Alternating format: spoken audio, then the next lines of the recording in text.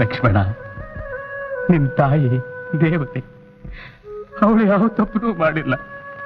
ಅವಳು ಸುಳ್ಳೆ ಅಲ್ಲ. ಆ ಬಿಳಿಗಿರಿ ರಂಗನ ಮುಂದೆ ತಾಳಿ ಕಟ್ಟಿ ಮದುವೆ ಮಾಡಿಕೊಂಡೆ. ನೀನು ನನ್ನ ಮಗ ಕಣೋ. ನೀನ ಅನಾಥನಾಗೋಕೆ ನಾನು ಬಿಡೋಲ್ಲ. ಅಪ್ಪ, ದೇವರು ನನಗೆ ಶಕ್ತಿ ಕೊಟ್ಟಿದ್ದಾನೆ. ಈ ದೇಹನ ದಂಡಿಸಿ ಬದುಕಬಲ್ಲೆ. ನಿಮ್ಮ ಆಶೀರ್ವಾದ ಹೊಂದಿದ್ರೆ ಸಾಕಪ್ಪ. ನಾನು ಎಲ್ಲಾದ್ರೂ ಸುಖವಾಗಿರ್ತೀನಿ. ನಾನು ಹೋಗ್ಬಿಟ್ಟು ಬರ್ತೀನಪ್ಪ. ಲಕ್ಷ್ಮಣ, ಹೆಂಡತಿ ಚುಚ್ಚು ಮಾತಿನಿಂದ, ಆ ರಾಮನ ದುರ್ನಡತೆಯಿಂದ ನನಗಾಗೋ ವೇದನೆಯನ್ನ ನಿನ್ನನ್ನು ನೋಡಿ ಮರೆತಿದ್ದೀನಿ. ಇನ್ಮೇಲೆ ಈ ಮನೆ ಗೌರವ ಕಾಪಾಡೋ ಭಾರ ನಿಂದು.